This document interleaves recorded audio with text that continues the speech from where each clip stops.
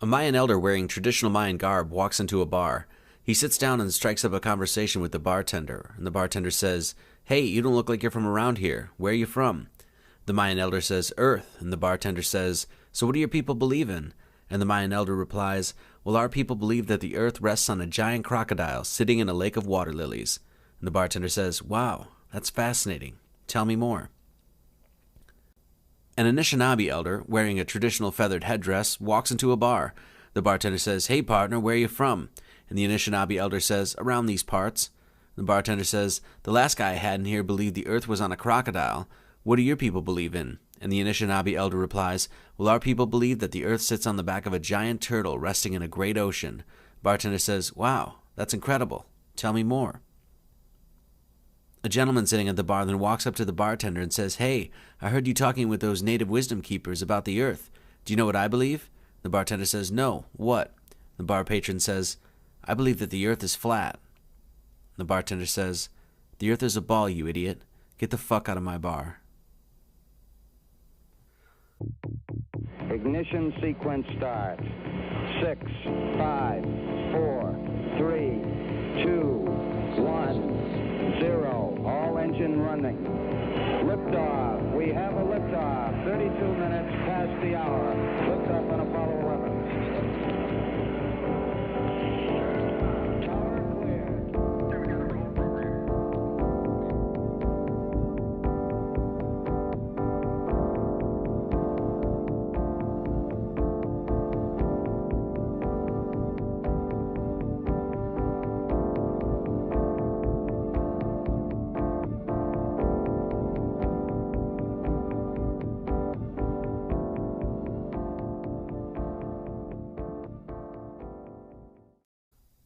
Welcome, everyone. For those of you who are not familiar with the work I do, feel free to check out my YouTube channel, MartyLeads33, or my main site, MartyLeads33.com.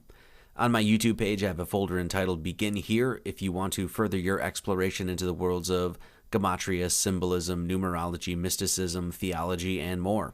No real worries if you are not aware of what it is I do, as I won't be doing too much numeric work in this video. But if you are wondering what all that weird math is that occasionally pops up, well, there's your answer. The following video is for educational purposes only. For those of you that might not be aware, and for a select few of you this may actually come as quite a shock, but there is a heated debate going on currently with an exponentially growing group of people who believe, and many who are absolutely convinced, that the earth is flat.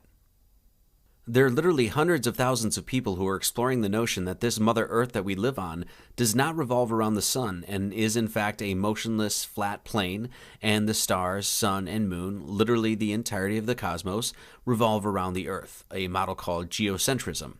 A majority of these folk are very dedicated to their cause and are making their case with passion and gusto.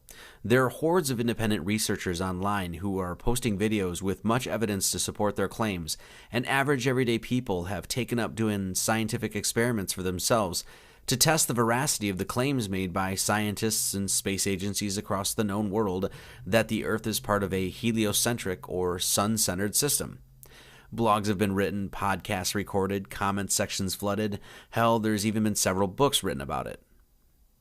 These people are dedicated and very serious about supporting a new flat Earth model to replace our currently accepted heliocentric system. But as you will come to see, this presentation really isn't going to be about questioning the rotundity of the Earth. It's actually a video ultimately about civility and discourse and the human heart. But we'll get into all of that in just a bit.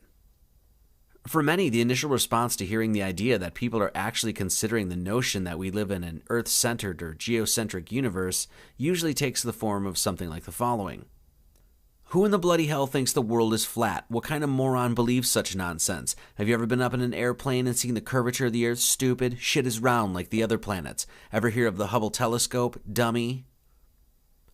The majority of us, at least those who receive their education from a federally mandated academic curriculum, have been told since kindergarten about the rotundity and sphericity of the Earth. In fact, globes often find their way into classrooms across the world. The Earth being a spinning globe and going around the sun was and is taught as absolute fact. But if you were like me, you probably often question whether or not you really learned anything in school. There are many people who ridicule the idea of even having a discussion or debate on this subject. For many, there is a sheer absurdity of even questioning the rotundity of the Earth in the first place. A vast majority of the public, many of whom more than likely consider themselves educated, feel that such considerations are for the brain-dead and primitive. To even consider the notion that the Earth is flat, for many, is a complete waste of time. And that is exactly why we are going to investigate this subject today.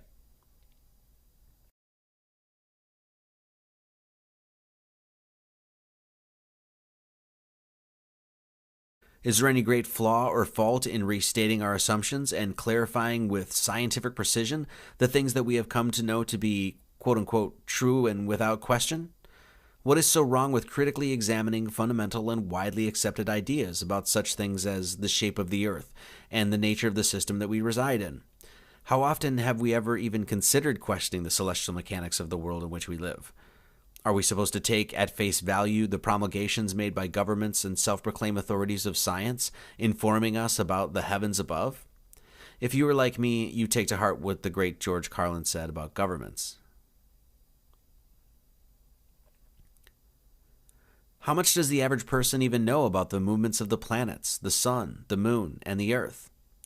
Quite some time ago, as I first started exploring the flat Earth model, I posted something on my Facebook account asking my friends a simple question, and it was essentially this: does the moon rotate on its axis? Now, this seems like it should be a pretty easy question to answer, one that an educated populace would be able to answer without so much as a glance at a textbook or looking the answer up online. But funny enough, the answers in the comments section varied so wildly and so completely that it made me realize that most people are going through life clinging, sometimes desperately, to models, ideas, and paradigms that they really know nothing about. And this is a serious problem. So what do we do about this problem? Well, the best way I have always learned to get to the bottom of things is to apply the scientific method, using reason and logic as my guides to make tangible the best answers to the proposed questions at hand. The whole flat Earth movement and phenomenon affords us, meaning the whole of mankind, the perfect opportunity to place each and every one of us at the center of a grand scientific experiment. This social movement allows mankind the opportunity to put himself through a litmus test. A litmus test is defined as a decisively indicative test and is traditionally used to determine the acidity or alkalinity of chemical substances. Or in other words, it decisively indicates the nature of the subject tested. Hey, is it alkaline or is it acidic? Is it A or is it B? Is it black or is it white?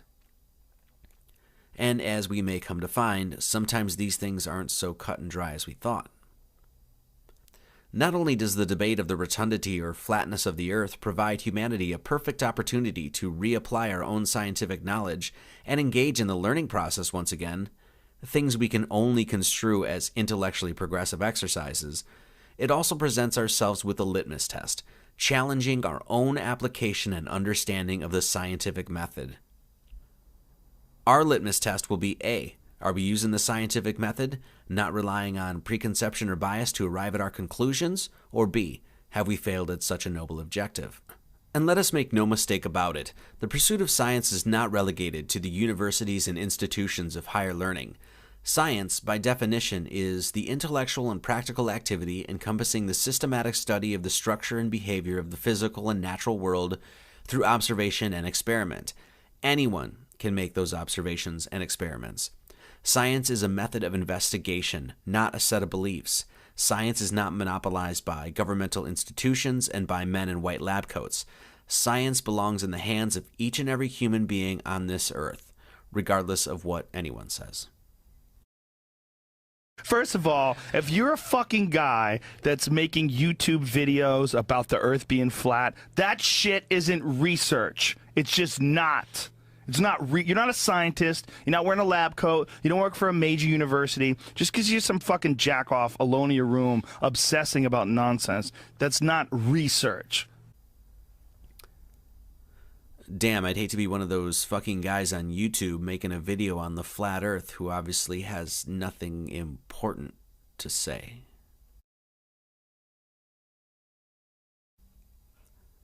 The fact is, science and its basic methods are easy to follow and abide by.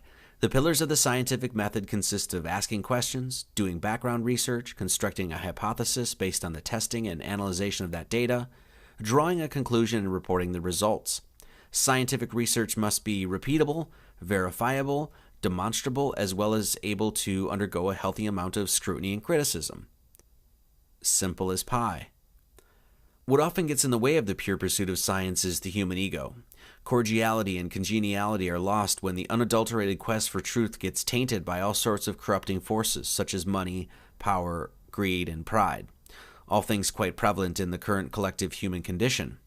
We must always keep emblazoned in our minds the understanding that ridicule, belittlement, derision, disparaging and derogatory remarks, ad hominem attacks, and the like have no place within scientific inquiry, nor in social civility. In the noble pursuit of science, if one attacks another for simply making an inquiry or asking a question, you can be sure that that individual is not, in any way, shape, or form, engaging in the scientific method. Period.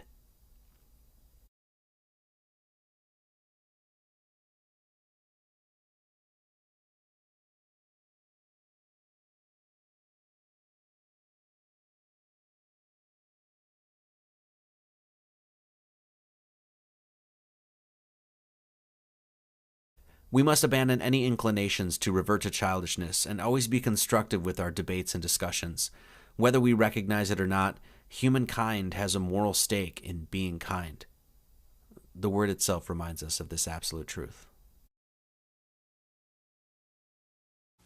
1, 2, 3, 4, 5, 6, 7, 8, 9, 10.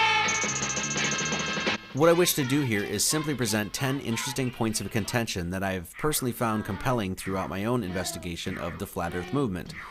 This video is not intended to be an unbiased scientific investigation because ultimately that investigation rests in your hands and in the hands of the community at large.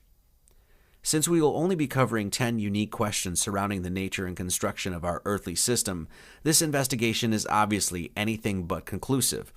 But I do feel that addressing and highlighting these 10 particular aspects will make a strong enough case as to why so many people have begun to seriously question our proposed heliocentric system. It must be noted that there are so many different facets to consider when it comes to understanding the very dynamic system that creates our blessed little home here in the universe. Obviously, when confronted with such a dynamic system as our solar/geocentric system, there is a bevy of varying phenomena that one has to take into consideration. Things like the phases of the moon, the path of the sun, the cause of seasons, the retrograde motion of planets, the mechanics of the pole star, flight paths, the cause of tides, eclipses, etc., etc., etc. Without a doubt, there are countless things that must be taken into consideration before we may draw any sort of final conclusion on the matter. The goal here is not to cover each and every one, for time dictates otherwise. There is now a growing and bountiful outpouring of videos on YouTube, with varying degrees of quality and truthfulness, that anyone may go and explore if they so choose. If you have questions about the proposed flat earth model not covered here, which you surely should and will, there are numerous sites that cover each and every one. When undergoing your investigation, I would only add this. When combing through the endless videos and material on this subject, you will come across many characters. There are deceivers, liars, people with wild and outlandish imaginations, people who have done little to no homework, people who place blame where blame is not to be placed, people with squirrely revelations and mad prophecy, people who claim to have answers, and people who work full-time at propagating disinformation. There are also a lot of very loving and kind people out there, many trying to make sense of an often senseless world, and so many who simply seek truth. In short, and in other words, be careful. It's a jungle out there.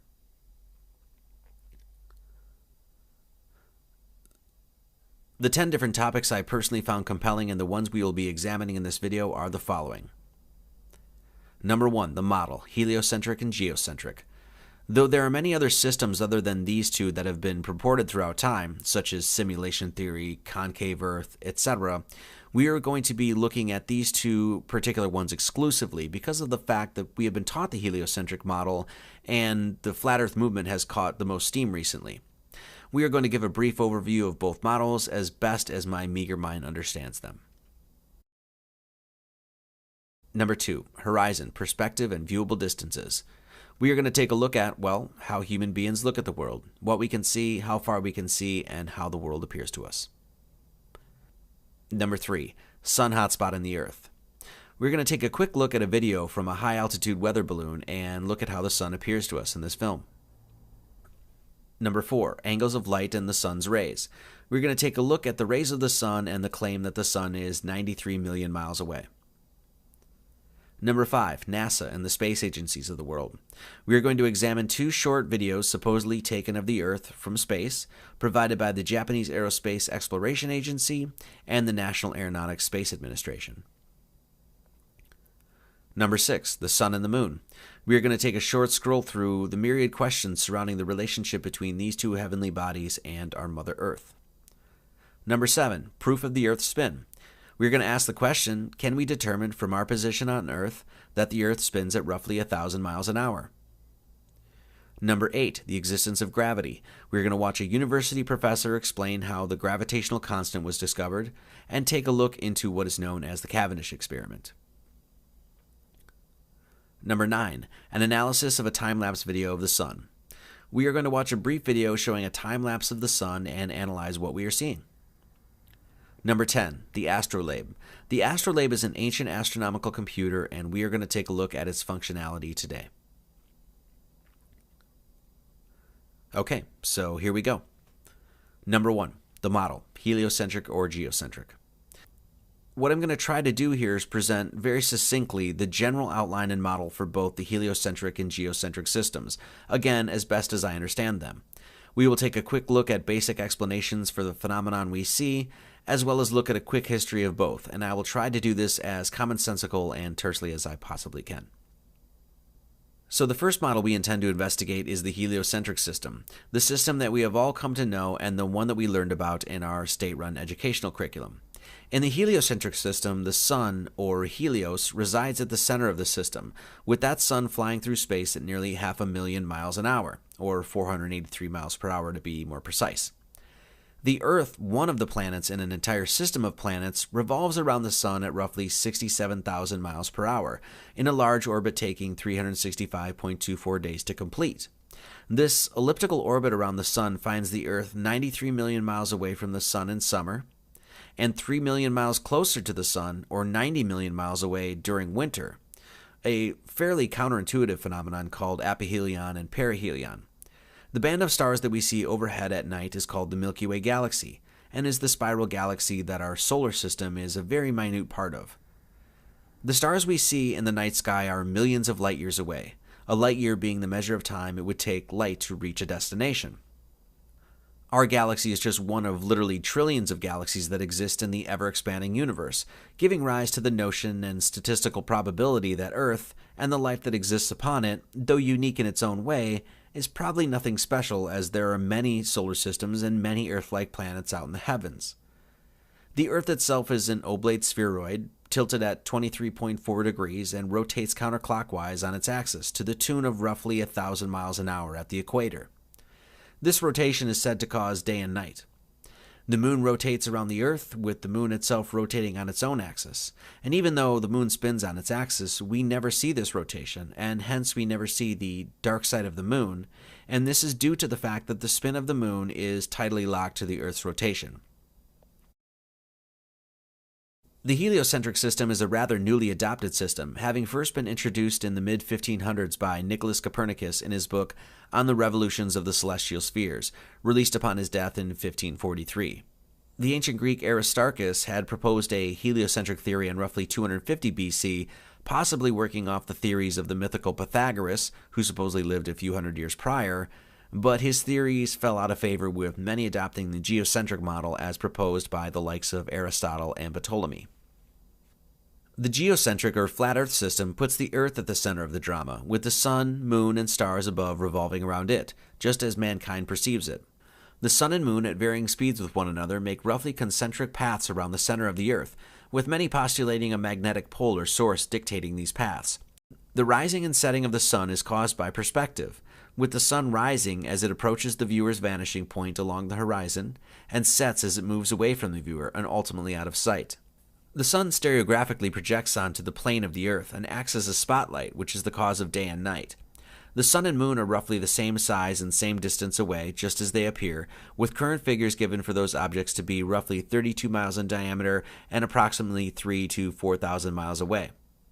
The moon, like the sun, is its own light source, and the phases of the moon are more than likely caused by the moon itself, and not by reflected light from the sun, as understood in the heliocentric model. The Earth is stationary, and the stars in the heavens revolve around the Earth, hence why the pole star, or Polaris, always remains visible no matter what season it is on the Earth. The Earth has a central pole, being the North Pole, with the southern magnetism being attributed to an ice wall or shelf surrounding and holding in the oceans, what is deemed Antarctica on the globular model. Many flat Earth proponents point out the fact that Antarctica is essentially off limits to independent investigations due to the Antarctic Treaty of 1961, signed jointly by many of the most powerful nations in the world. The flat Earth model has no need for gravity or stars billions of light years away because the stars are close and contained within the Earth-sky system. Relativity also becomes irrelevant because there is indeed an up and indeed a down, just as we experience here on Earth.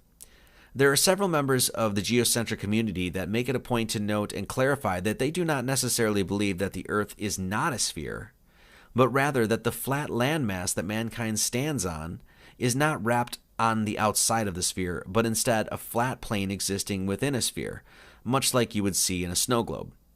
Many flat earthers postulate a literal firmament or dome that contains the heavens above, which parallels and is in accord with many different mythologies and religious scriptures. The flat earth model has been in existence for thousands of years, has been adopted the world over by Mayan, Hindu, Jain, Buddhist, Egyptian, Norse, Native American, Chinese, and numerous other cultures. Both the Holy Bible and the Quran seem to strongly suggest a flat earth cosmogony. The previous is, as already stated, a very brief and abridged explanation of both models, as best as I can understand them, and further exploration and research is encouraged by those who may be unfamiliar with the inner workings of each one. Ultimately, when undergoing our own hands-on scientific investigation into this subject, when presented with particular questions about the mechanics of these models, if we are to uphold the grand pillars of the scientific method, we should simply provide the most concise explanation to the queries. As we move on, and as you move on with your own investigation, the question that you should always hold in the back of your mind is simply, as a heliocentrist, how do I explain this? As a geocentrist, how do I explain this? And hell, if you're a Mayan elder, you should probably explain how all of this looks from the back of a crocodile. Okay, let's move on. Number 2, horizon perspective and viewable distances. The horizon from our perspective, 360 degrees all the way around, always appears flat. No matter how high you climb in elevation, the horizon will always rise up and be level with your eyes. High-altitude balloons have traveled upwards of 33 miles in elevation, and when the curvature of the camera lens, usually a GoPro fisheye lens, is accounted for, which changes the horizon line from convex to concave to flat as it bounces, we find that the horizon remains completely flat and no curvature is ever seen. How can this phenomenon be best explained? The flat Earth model explains this by the fact that the Earth is a plane, not a planet, and therefore what is viewed with the eye is consistent with the actual flat, extended plane on which we live. The best explanation from those in the heliocentric camp explain this occurrence by the fact that no one has just gotten high enough in elevation to see the curvature, due to the immensity of the Earth. The horizon only looks flat because we are seeing a very small portion of the massive Earth. Pics from NASA and other space agencies also show the curvature of the Earth as well. Personally, I must say that, though the heliocentric explanation at first hand may seem plausible, it is not consistent with the math as given to us by spherical geometry. People all over the world, myself included, have reported seeing distances that, according to the basic mathematics of a sphere that has an equator of roughly 25,000 miles or so, should just not be visible. Objects 20, 30, 60 miles away and further have been spotted, many of which at sea level, that just should not be seen according to the math. Ships that have supposedly sailed over the curvature of the Earth, when zoomed in with a telephoto lens, can clearly be seen, which is completely inconsistent with the heliocentric or globular Earth perspective. Number 3. Sun hotspot on the Earth. In this very popular video that has made its way around the Flat Earth community, a high-altitude balloon was sent up by the company Dogcam Sport to shoot footage of the Earth in an effort to promote their online camera company. As far as I am aware, this video is real and is not fabricated whatsoever. We can clearly see in one part of the footage that the sun makes a hotspot on the Earth. The question this video poses is, if the sun is 93 million miles away from the Earth as claimed by modern astronomers, then how in the world is the sun creating a singular, circular, very clear hotspot on the Earth? The Flat Earth proponents explain this simply by saying the sun is not 93 million miles away. It is actually rather close, and so this phenomenon we see makes perfect sense. If the sun is 93 million miles away, then the rays that would reach the Earth would engulf the Earth equally and be parallel to one another, as shown in this graphic. Though I've looked fairly extensively for an answer to this anomaly by the globe Earth proponents, I have yet to find one that is personally satisfactory. Number 4. Angles of light in the sun's rays. In this picture we see the rays of the sun bursting through the clouds, and it is very easy to see that the rays converge to a point that seems to exist just beyond the clouds. Many people experience this phenomenon every single day, and I must say that personally it is quite a beautiful and magical sight. We must conclude that if the sun is 93 million miles away, the rays that would reach the Earth at a 90-degree angle, with all rays parallel to one another, as just mentioned. The Flat Earth community explains this occurrence by the fact that the sun is close to the Earth, once again roughly 3,000 or so miles away, and the viewable light is converging directly back to the sun itself. The only answer I have found that describes this phenomenon by the globe Earth theorists is that the sun's rays are reflecting off the various layers of the Earth's atmosphere, with those layers being the exosphere, thermosphere, mesosphere, stratosphere, and troposphere. The light rays, once they reach the Earth, are dispersed, which is caused by light refraction, or the bending of a wave when it enters a medium where its speed is different. I take issue with this explanation personally because if such were true, should we not see divergent rays all over the sky instead of this phenomenon simply happening locally? Number 5. NASA and the space agencies of the world. For this one, we are going to ask one simple question. Can NASA and the numerous other space agencies of the world be trusted when it comes to the information that they provide? Most news programs, media outlets, and your average everyday nightly news-watching citizen will accept without question or controversy the claims made by any and all of these space organizations. Images and data sent from the New Horizons satellite floating towards Pluto billions of miles away, the Curiosity rover on Mars picking up samples of the Martian surface, the Hubble telescope snapping pictures and videos of quasars, pulsars, nebula, etc., all throughout the universe. Assertions of water on the moon and other Earth-like planets existing all over the cosmos, all of these claims are usually taken at face value without any serious investigative team ever questioning their scientific legitimacy, or demanding verifiable proof for the information offered as absolute fact. Average everyday people don't often ask questions like, hey, how does the International Space Station handle traveling speeds of 17,500 miles an hour around the Earth in the thermosphere that is said to reach temperatures of 3,600 degrees Fahrenheit? How does the International Space Station ground itself without ever touching ground, as it continually builds up a static electric charge cruising around the Earth? How does the Cassini satellite cruise through the rings of Saturn unscathed, while we are told that the rings of Saturn are made of billions of pieces of ice, dust, and rocks, some as small as a grain of salt, while others as big as houses? It is questions like these, along with so many others, that have many people in the Flat Earth movement doubting the whole 9 yards. I will be playing 2 quick videos. The first one is provided by the folks at the National Aeronautics and Space Administration and is a supposed shot of the dark side of the moon as it passes before Earth in a roughly 25-hour period. The second one was released by the Japanese Space Agency and is supposed to be a video taken of Earth rotating in space. Let us take a look at the first video. This video is said to have been taken by a satellite floating somewhere around 1 million miles from Earth. As you can see, even though the video is supposed to be of a 25-hour period, the shot is perfectly still and the cloud formations hardly, if ever, move in this entire span of time. Besides looking just absolutely fabricated, it must also be noted that the moon crosses a great distance over the Earth in this video, which is completely inconsistent with what we are told the orbit of the moon should take around the Earth, which is a period of approximately 28 days. Also pay attention to the fact that not a single star is seen in the background. Where are they? There are numerous anomalies and inconsistencies with this video, and even the untrained eye can see that this footage has some serious issues with its authenticity. The second video is provided by the Japanese Space Agency, and shown here is supposedly a video of the Earth as it spins, creating day and night. If you take notice, the camera is once again perfectly still, not a nudge, shake, bump, or shift in the viewpoint, which in itself seems completely illogical considering that this was supposed to have been taken from a weather satellite drifting in orbit in the vacuum and infinitude of space. As you can clearly see, the clouds all move together in perfect harmony, almost as if one enormous weather pattern swept over the entirety of the Earth. Notice that when the day turns to night, no lights can be seen on the Earth. Is this because the satellite is too far away to detect them? Also notice we do not see any of the supposed 1,800 satellites orbiting the Earth, nor do we see the International Space Station that is supposed to be traveling at 17,500 miles an hour. Also take note, just like the last video, the absence of stars in the background. Though we can see stars here on Earth very clearly, and astronauts at NASA recently admitted seeing stars in space, it is a complete wonder why we do not see a single one in any of these videos. I have personally shown these videos to non-conspiracy-minded people and asked them point blank if they believed that the footage that they were viewing was real or CGI, and the response I received every time was a laughing, absolutely not, that is fake as hell and obviously computer generated.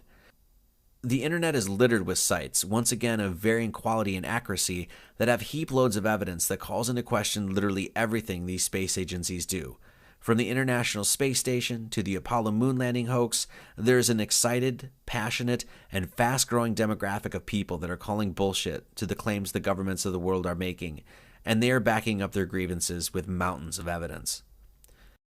I have done an entire video on my own personal feelings towards NASA that you can find on my channel entitled Curiosity Roving Through the Claims of NASA, which is a concise and to-the-point video addressing many concerns and anomalies with the information released by this American space agency.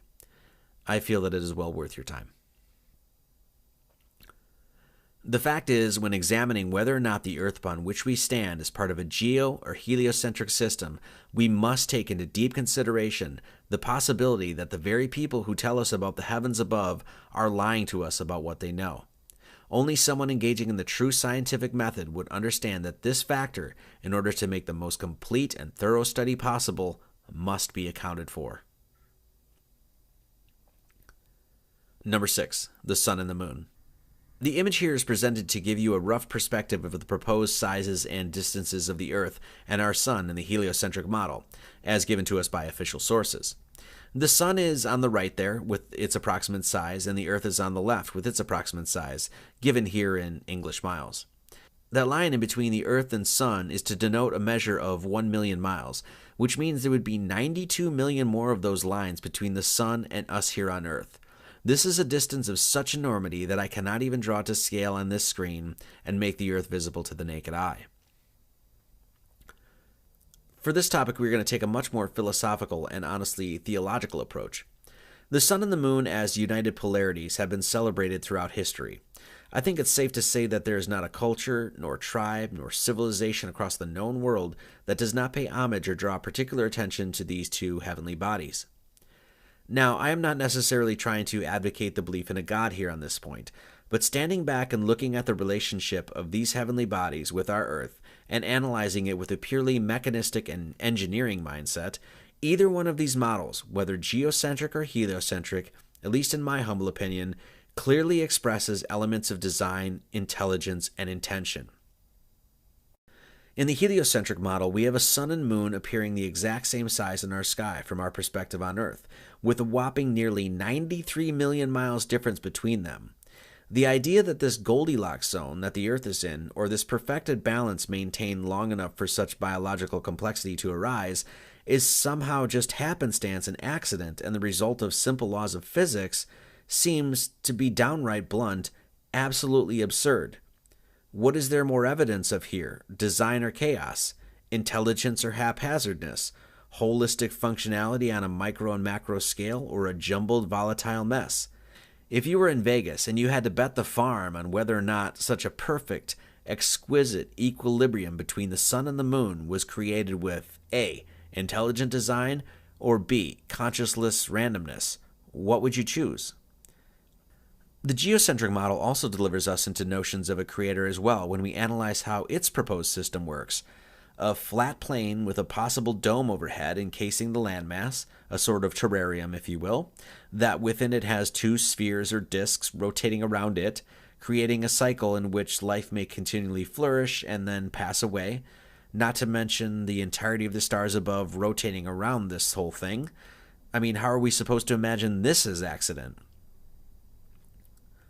Like I said, I'm not trying to convince you of anything here, but to me, it's hard to imagine, whatever model we use to explain our world, that there is not intelligence at work here. How can man, as an intelligent animal, somehow use his intelligence to come to the conclusion that the nature that he was born from is unintelligent? That seems like really, really bad logic.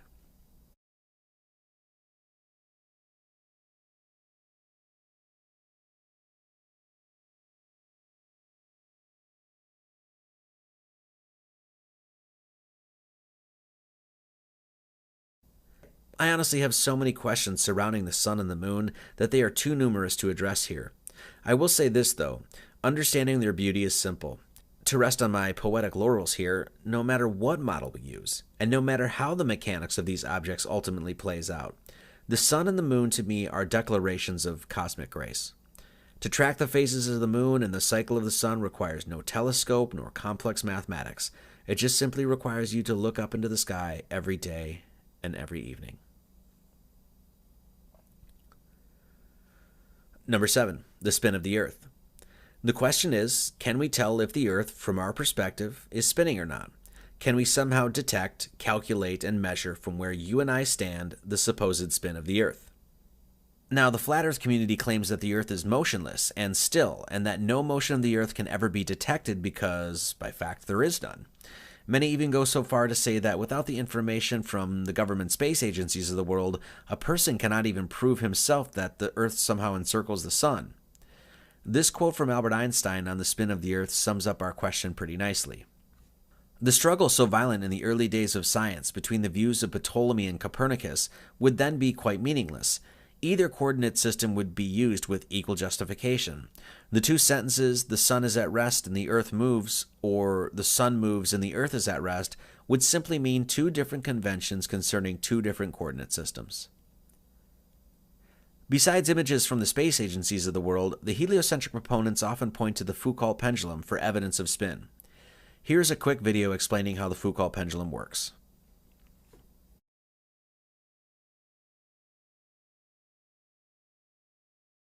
A Foucault pendulum is a pendulum with a specially designed pivot, designed so that it can swing back and forth in any direction around the vertical. So that's in contrast to, for example, a grandfather clock, where the pendulum has to swing in a particular plane. Let's imagine that you have a Foucault pendulum and you're at the North Pole of the Earth. When you set the pendulum swinging, you determine a plane in which the pendulum is swinging. And that plane is fixed.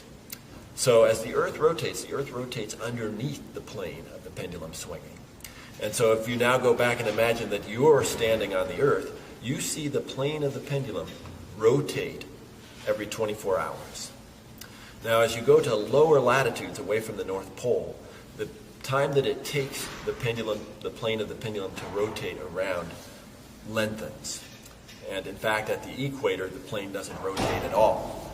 At the latitude of Hanover, it takes 35 hours for the plane to rotate. So if you look at this pendulum here, if we look at it a few minutes from now, we won't even be able to detect that the plane of the pendulum swing has changed. But if you come back in an hour, you will definitely see that it's moved a little bit. And if you come back in 9 hours, this plane of this pendulum here will have rotated by 90 degrees, a very distinct change that you can easily see. The design of the Foucault pendulum is fairly simple. The pendulum is a heavy mass on the end of a very long chain, suspended so it can swing freely in any direction. And through this simple system, it is said that we are able to measure the rotation of the Earth. According to the heliocentric model, the atmosphere is said to spin with the Earth, and hence the air above and the ground below are a closed system, and thusly spin and are linked together as the Earth rotates. This science is well substantiated within the physics community, and this quote-unquote fact is not questioned. The entire mechanism and science behind the Foucault pendulum is based on the fact that the Earth spins below the pendulum, and the pendulum continues independently to spin on its own plane. The functionality of this machine flies directly in the face and is a complete contradiction to what is offered up in modern physics. Unless my understanding is severely flawed, for the Foucault pendulum science to be correct and thus be a valid instrument to measure the Earth's spin, that would mean that a helicopter could float above the Earth for 3 hours and arrive at a destination several thousand miles away, which we all know is impossible. Foucault pendulums are working in science museums across the world. I'm going to leave you here with 2 quotes. The first one is by Nikola Tesla, and the second one by, once again, Albert Einstein. Earth is a realm. It is not a planet. It is not an object. Therefore, it has no edge. Earth would be more easily defined as a system environment. Earth is also a machine. It is a Tesla coil. The sun and the moon are powered wirelessly with the electromagnetic field, or the ether. This field also suspends the celestial spheres with electromagnetic levitation. Electromagnetic levitation disproves gravity because the only force you need to counter is the electromagnetic force, not gravity. The stars are attached to the firmament.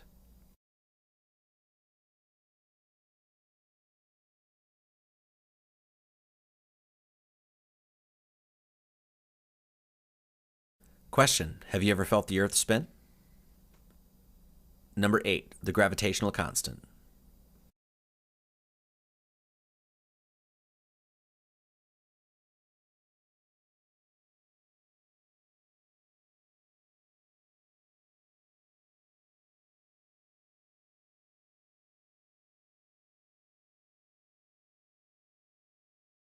Gravity, the force that draws everything towards one another. The formulation of the theory of gravity was brought forward by scientist, alchemist, Kabbalist, and philosopher Isaac Newton. Sir Isaac Newton, as Wikipedia states, is widely recognized as one of the most influential scientists of all time and is a key figure in the scientific revolution. His book Principia Mathematica, or The Mathematical Principles of Natural Philosophy, first published in 1687, laid the foundation for classical mechanics. The gravitational constant itself was not calculated or determined until the late 19th century, done so by a scientist named Henry Cavendish. I'm going to let this university professor give you a quick background into the history of Mr. Henry Cavendish and his experiment to find the gravitational constant, or Big G. One of my favourite scientists is Henry Cavendish. Even though he was part of the rich Dukes of Devonshire, that family, and incredibly rich, he went to Cambridge to study natural sciences, or natural philosophy as it's called. But he had a very curious condition in that he could hardly talk to anybody. So when it came to his Viva exam after 3 years of study, he fled Cambridge rather than sit in front of the examiners because he was petrified of them. This is not the normal sort of person. He couldn't talk to most people. He couldn't talk to women at all. His housekeeper would get a recipe for something or other, and he'd say, no, lamb tonight, leg of lamb, and leave a note for her. He wouldn't say it, he'd write it. He would dine in the evening with his friends, and he would talk to them, but if he didn't know somebody, and you wanted to ask him a question, apparently you had to go to the Royal Society and he would be in the room and you'd address the room this question about physics and you postulate, and if he felt in the mood he would reply to the room. He was a very strange man. He did most of the experiments quietly on his own, keeping his notebooks, and it was only after his death and a persuasive campaign by Clerk Maxwell, the famous Maxwell of Maxwell's equations from Cambridge University, that he actually got the notebooks from the estate of the Dukes of Devonshire and discovered after the event that Cavendish had discovered the unit of capacitance, discovered dielectric constants, he discovered Dalton's law of partial pressures, he discovered or written about Coulomb's law, all before these guys had done it and just left it unpublished in his notebooks. Towards the end of his life, he did a crucial experiment, which is represented by these lead balls. He lived in Clapham Common, which is nowadays a very poor part of London, but there it was quite fashionable. And he built his own place. His library he built somewhere else because he didn't want anybody borrowing his books from his house. Otherwise, he would have to ask the book back and he didn't want to talk to them. So his library was 4 miles away. At the back of it, he had a big garden shed, which might seem like the size of my house. And in it, he had 2 lead balls, like this, suspended from the ceiling. Only this is not to scale. This is, I mean, lead balls. Now, the real problem is that he wanted to measure the attraction between 2 objects due to gravity.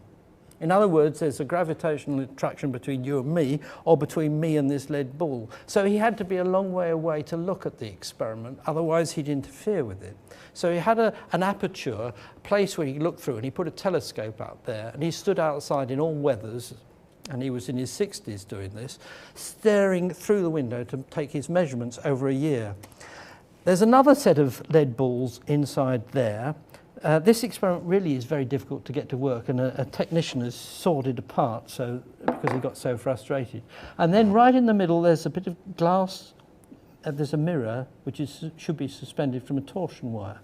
So you'd set it up like this in his shed, and you put it like that, and this lead ball would attract that lead ball, and this lead ball would attract this one. And so it would be pushed a little bit this way and twist the wire, and that would be pushed a little bit that way. And the wire would twist, and as the wire twists, the mirror, which is dangling in there, would twist a little bit, and light which comes in would be reflected off at a slightly different angle. And all he had to do was measure the angle. He then had to move it the other way round. Oh, he didn't move this bit. He moved the lead balls round so that you had an equal and opposite effect on the other side. So instead of having, you'd have that configuration. He had this is a very complicated technical thing for the time. 18th century we're talking about, and he put that way round, and then it was pushed the other way, and you could then see the displacement. Moreover, you could measure the period of oscillation of this, and from that get all the properties of the wire, the torsional constant. And that enabled him to measure big G, the gravitational constant, to an accuracy of 1%. And nobody improved on that for 100 years. He didn't describe it as that. He described it as though he was weighing the Earth. He was calculating the mass of the Earth, so that when you're attracted to the Earth through gravity, it's the product of the mass of the Earth, this big gravitational constant, divided by r squared, the radius of the Earth squared, which we normally know as acceleration due to gravity. And that quantity is essentially big G, and he measured it. Wikipedia tells us that the Cavendish experiment was the first experiment to measure the force of gravity between masses in the laboratory, and the first to yield accurate values for the gravitational constant. This experiment, and the constant derived from it, has laid the foundation for all the current science and theoretical physics dominating the intellectual landscape of today. The entirety of modern physics, in essence, is anchored, one way or another, on the gravitational constant. Big G is used to measure the weight of galaxies and planetary bodies. It is even used theoretically to calculate the very instance of the birth of the universe. In fact, CERN, or the Large Hadron Collider, is a multi-billion-dollar particle accelerator built underground on the border of Switzerland and France that is said to simulate the conditions at the moment of the Big Bang, which is the currently accepted cosmological creation story dominating the minds of modern physicists. It is quite remarkable that all of modern physics is based on an experiment that is not continually being tested and retested to authenticate its veracity. Should there not be a continual Cavendish experiment being conducted to make absolutely sure that this experiment is concrete enough to establish such a fundamental in physics? If investors and governments are willing to spend billions and billions of dollars on CERN, why doesn't modern physics demand such money and focus go to verify one of its fundamental laws? I'm going to leave you with this very illuminating quote about the Cavendish experiment, and this comes from a gentleman named Miles Mathis at milesmathis.com. The Cavendish experiment is routinely included in a short list of the greatest or most elegant experiments ever done. Like all of the other existing dogma, it has surrounded itself with a nearly impenetrable slag heap of boasting and idolatry, most, if not all of, sloppy and unanalyzed. This was true even before the internet arose, but now it is true to the nth degree. Like everything else, the Cavendish experiment has added to its armor 1,000 Wikipedia-like entries and glosses by 1,000 mid-level physics professors. Of the many thousand recent reruns of the experiment, not one appears to have begun with any level of skepticism. Not one is actually set up to test or extend the experiment. Not one starts with the assumption that Cavendish might have been wrong. Despite the stated sacred nature of the scientific method, actually having an open mind about any standard model theory now appears to be equivalent to heresy or sacrilege. Number 9, an analysis of a time-lapse video of the sun.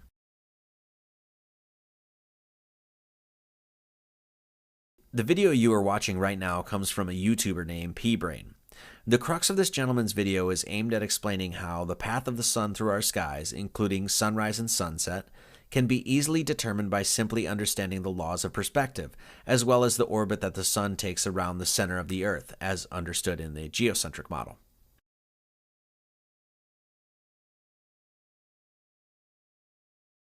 As you can see in this clip, the sun gets smaller and smaller on the horizon, and the light fades away and travels with it as it veers off to one side of the horizon.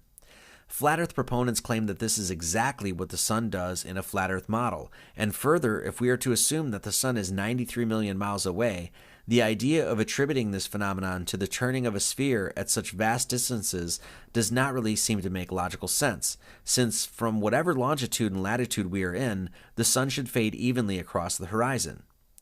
This video from the International Space Station shows this phenomenon from space. As you can clearly see, the sun fades evenly across the horizon. I only want to touch on this point here and direct you to this perspective for further investigation, because if you have not approached this model before, it is extremely beneficial to understand it from this viewpoint. Though this is not necessarily an endorsement to this particular man's work, I would highly recommend watching a few of the videos he has put together. Number 10, the astrolabe. The astrolabe is an ancient astronomical computer that has many uses, including, as told to us by Wikipedia, locating and predicting the positions of the sun, moon, planets, and stars, determining local time, giving local latitude, and vice versa, surveying, and triangulation. The astrolabe was used during classical antiquity, the Islamic Golden Age, the European Middle Ages, and the Renaissance for all of these purposes. The early astrolabe was supposedly invented by Apollonius of Pergam around 220 BCE, which means that the astrolabe has been prevalent throughout history for over 2,000 years. Astrolabes can be purchased or built today and can be used with precision on our modern night skies. We are going to watch a brief clip from a video given at a TED conference about the astrolabe, its history, uses, and functionality. You can find the complete video on the official TED Talk site, and I would highly recommend watching the video in its entirety. So an astrolabe is relatively unknown in today's world, but at the time, in the 13th century, it was the gadget of the day. It was the world's first popular computer, and it was a device that, in fact, is a model of the sky.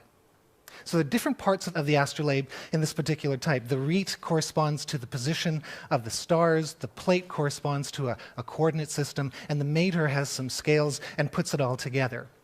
If you were an educated child, you would know how to not only use the astrolabe, you would also know how to make an astrolabe. And we know this because the first treatise on the astrolabe, the first technical manual in the English language, was written by Geoffrey Chaucer. Yes, that Geoffrey Chaucer in 1391 to his little Lewis, his 11-year-old son.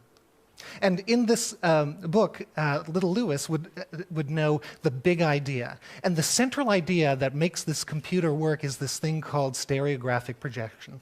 And basically the concept is, how do you represent the three-dimensional image of the night sky that surrounds us onto a flat, portable two-dimensional surface? The idea is actually relatively simple. Imagine that the Earth is at the center of the universe, and surrounding it is the sky projected onto a sphere. Each point on the surface of the sphere is mapped through the bottom pole onto a flat surface where it's then recorded. So the North Star corresponds to the center of the device. The ecliptic, which is the path of the sun, moon, and planets, correspond to an offset circle. The bright stars correspond to little daggers on the rete, and the altitude corresponds to the plate system. Now, the real genius of the astrolabe is not just the projection. The real genius is that it brings together two coordinate systems so they fit perfectly. There's the position of the sun, moon, and planets on the movable rete, and then there's their location on the sky as seen from a certain latitude on the back plate. So that's just one use. It's incredible. There's probably 350, 400 uses. In fact, there's a text that has over 1,000 uses of this first computer. On the back, there's scales and measurements for terrestrial navigation. You can survey with it. The city of Baghdad was surveyed with it. It could be used for calculating mathematical equations of all different types, and it would take a full university course to illustrate it. The astrolabe is a computer, a calculator, a perfect measuring mechanism based on a geocentric, stationary model of the Earth. This piece of artistic and scientific brilliance needs no accolade, nor pomp or circumstance to announce its own craftsmanship, for its modern-day workability itself proves the genius of its design. A very profound question we must ask ourselves is, if the Sun is traveling at roughly 500,000 miles an hour, and the Earth rotates around it at roughly 66,000 miles an hour, how is it even possible to map and track the same set of stars for thousands of years? If we are to assume that the ancients created this calculator with a complete lack of understanding the true heliocentricity of our solar system, and merely created this calculator of the heavens as understood from their perspective and viewpoint, how is it possible they could have crafted such an instrument that maintains such precision over thousands of years? To somehow think that an instrument of such a high and accurate degree of calculability merely works today out of dumb luck or by accident is rather obtuse. Whoever created this instrument, whatever culture or person made it, their knowledge and ingenuity has withstood the test of time. It would seem that the heavens and the working of its cycles have been known and measurable for a very, very long time.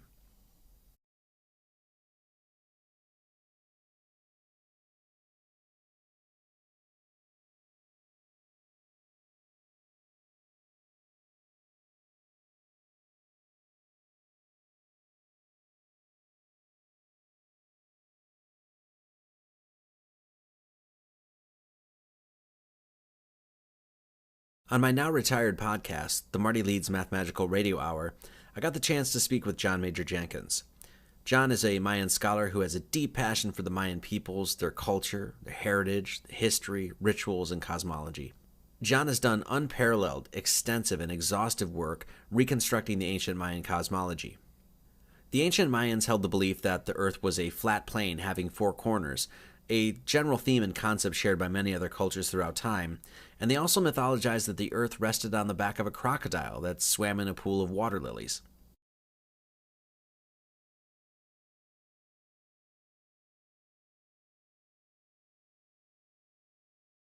The Mayan calendar gained popularity because the calendar reached a very prominent point, what was deemed as the calendar's quote-unquote end date, with this date translating to December 21st, 2012, or the winter solstice in our current Gregorian calendar.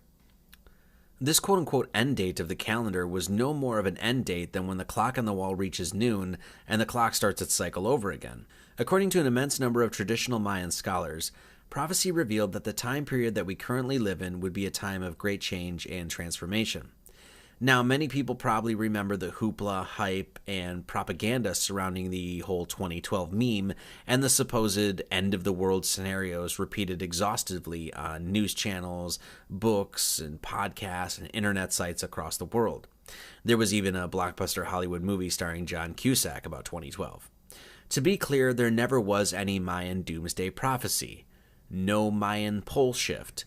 No Mayan apocalypse scenario. None whatsoever. Nope. Just the scattered artifacts of a civilization with a superb mathematical and astronomical understanding of the cycles of time. The Mayans' true teachings about this time period was and is something that John Major Jenkins always clearly expressed and echoed throughout his lectures and writings. John was always well-reasoned and very clear about his attitude towards the intellectually deficient ballyhoo surrounding 2012. The prophecy of the Mayan wisdom keepers exclaimed that the conclusion of what is known as the 13 Baktun cycle, the time period around 2012, would be a time of great awakening, with this period including a 72-year variance around the alignment. The elders never claimed that anything would particularly happen on the date of December 21st, 2012. They just believed that the particular celestial alignment of the sun rising in the dark rift of the Milky Way galaxy was the marking of a great transition and a great change of ages for mankind. The Mayans calculated changes through a very complex and dynamic system of calendars that related and linked astronomical changes in the heavens to those here on Earth. In sacred traditions, the heavens and the earth were linked, and so what was happening above was intimately linked to what was happening below. This astronomical alignment of the December 21st solstice sun rising in the center of the dark rift of the Milky Way has a whole new added weight when the geocentricity of our Earth is taken into serious consideration. The ability to track and calculate perfectly vast cycles of time, thousands upon thousands of years, makes a whole lot more sense when you understand that the Earth below you is stationary. We all must stop for a moment and take note of what is currently happening within the psychic weather of our time. Say what you will, the fact is there's a great awakening happening right now in mankind's collective consciousness. Masses of people, in an almost desperate attempt to find answers to the world around them, are starting to shun their long-held faith in belief structures, operating systems, and organizations they have been born and raised into. Mankind is once again coming to know himself and the world around him. Within even the last 15 to 20 years, especially with the creation of the internet, millions upon millions of people are now exploring the occult sciences like never before. Even within the last 5 years of my life, I have seen an enormous upsurge of interests in subjects like lost civilizations, alchemy, sacred geometry, Kabbalah, mythology, archaeoastronomy, astrology, conspiracy, secret societies, symbolism. The list goes on and on and on. We live in an age where the esoteric arts are starting to take center stage in people's explorations, investigations, and examinations of the world they live in. This awakening is something that has been ramping up for quite some time now. And this shift that is happening right now, at least according to the unparalleled mathematical and astronomical minds of the Mayans, was calculated a very long time ago and was written in the stars. Though I have no idea how John Major Jenkins feels about the concept of the Earth being flat, I must say it would be hard to argue that if there is any validity to what the Mayan elders were saying, and we are indeed living in a time of great transition, there can be no doubt that the Flat Earth movement is certainly going to play an enormous part of this supposed prophesized shift. Or not. Today, through the power of the internet and through the widespread dissemination of information, we now have average everyday Jack and Jills, people not constrained by paradigms and politics, not shackled by the stale and lifeless institutions supposedly dedicated to the pure pursuit of science, average everyday people going out into the world, making real discoveries, finding real knowledge, and bringing it back to the people. These people are doing grassroots work, obtaining knowledge through self-pursuit, through their own blood, sweat, and tears, and sharing the lessons they have learned along the way. We live in a unique time. A person, by simply spending 1 or 2 weekends solidly perusing the right videos and channels on YouTube, may be exposed to more information in those weekends than many have procured across several lifetimes. Though we must as well be surgically discerning when it comes to the information that we gather and trust, the ability to learn has never been greater.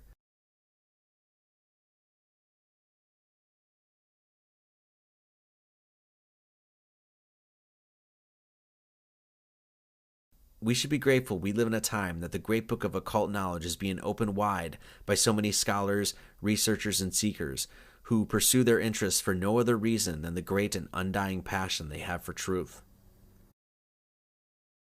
I can decidedly say that I certainly no longer believe that the sun is 93 million miles away, that we revolve around it at roughly 66,000 miles an hour, and that the Earth is a sphere 25,000 miles at its equator.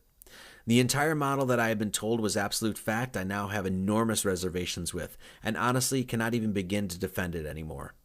The amount of paradoxes, anomalies, dubious, problematic, and unproven ideas one has to swallow in order to wholesale endorse such a model is now very clear to me to be too extensive and numerous to continue putting any sort of faith or focus on such an explanation of our earthly system. This model is something I have spoke passionately about in the past. In fact, here is me exclaiming that the sun is 93 million miles away. Now, the sun is 93 million miles away. It's 93 million miles away. I honestly have absolutely no reason to believe that anymore. If the geocentric model proves out to be true, there can really be no question that this deception is, invariably, one of the greatest conspiracies of all time. If such is true, mankind has been sold a lie since the day we were born, and that lie was a lie dreamed up by extremely intelligent dark occult forces, people who have been at work for over several generations. And what is ultimately being hidden and stolen is man's destiny, purpose, and direct proof of his place at the center of all creation. For those who believe it is just too impossible for a conspiracy of such magnitude to exist, and that an elite bloodline or corrupt group of individuals could not fabricate and engineer such a complex conspiracy over several lifetimes, you must consider the following. The York Minster Cathedral, one of the largest Gothic cathedrals in Northern Europe, was completed in 1472 and took 252 years to complete. If a building project of such magnitude can continue on for hundreds of years, over several generations, why would you suppose the engineering and building of a conspiracy could not do the same? For those asking what is the point of lying about the shape of the earth, I would offer this. Throughout my studies, research, and long process of spiritual growth, I came to an immovable understanding and intrinsic recognition of the scintilla and spark of the Great Spirit within all things. It is something that I have held within the center of my heart. It is something that I see without eyes. It is unwavering in my psyche. Such a revelation has empowered me like never before. I found that spark of the Creator within when I was still under the erroneous impression that the earth was a spinning ball, cast out in an infinite and endless universe. I can only wonder how much easier my pursuit might have been if I had not been lied to and instead was taught that everything in the universe literally revolves around the drama of mankind.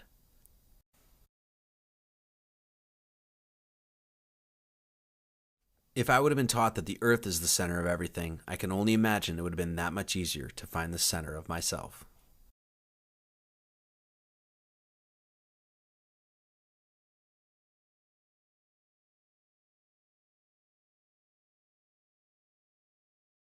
For several years now, I have created content, books, videos, podcasts, and the like, in an effort of trying to help people understand that man is no accident, that he is created with a great purpose and has a great force within him.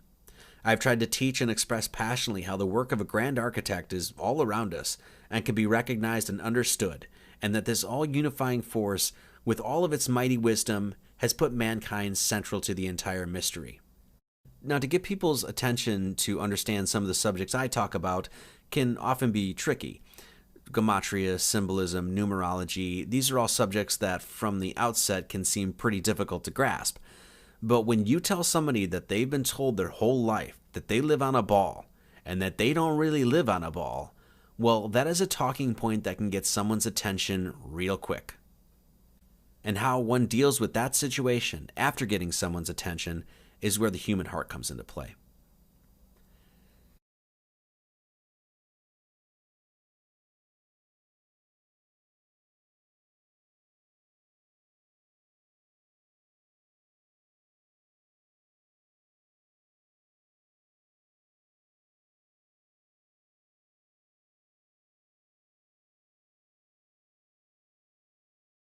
The great secret of life is not an elusive one. Everyone knows it well, for it is lodged deep within our chests, and our inner voice reminds us of it all the time. This dimension we inhabit is a moral dimension. Existence itself delivers us into a gradation of experience that includes intense pain and evil and immense joy and love. And man, maneuvering through this oft-perceived madness, regularly finds himself rejoicing in sin and agonized by love. We are given great highs and great lows, and our ultimate task is to navigate through these oceanic swells, anchoring every decision and every action with the goodness of our hearts. What is the purpose of life? What is the meaning of existence? What on earth are we doing here?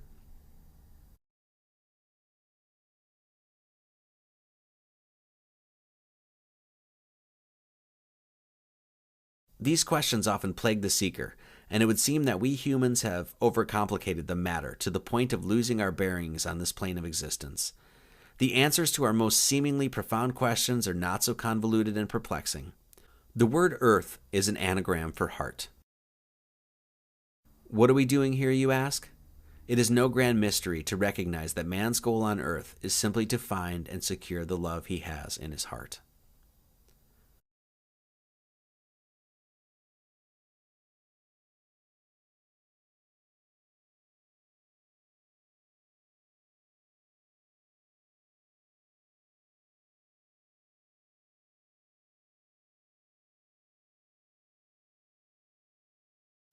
The crux of Egyptian philosophical thought, secured within the Book of Going Forth by Day, was centered on the human heart.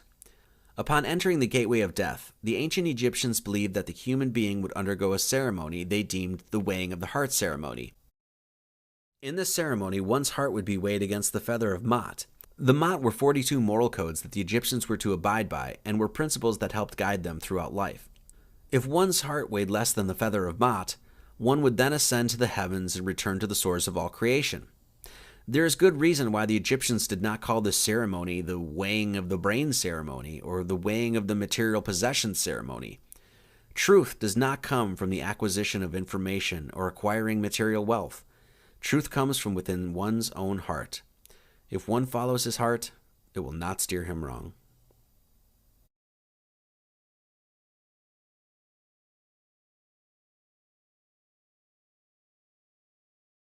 For all you English gematria hounds out there, the weighing of the heart ceremony equals 132, and there are 42 principles of Ma'at, the very feather that is weighed upon the scales.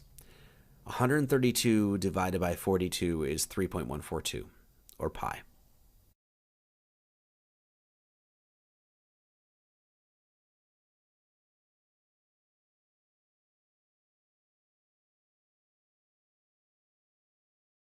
This Mother Earth is a moral dimension. Mankind's litmus test is a litmus test of his heart. It is a test of his morality. Every moment we are given the choice to either A, lead with our hearts, or B, not.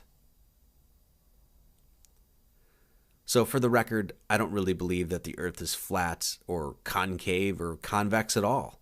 If you ask me my real opinion on what the shape of the Earth is, I wouldn't say it looks like this or like this. Really, the Earth looks like this.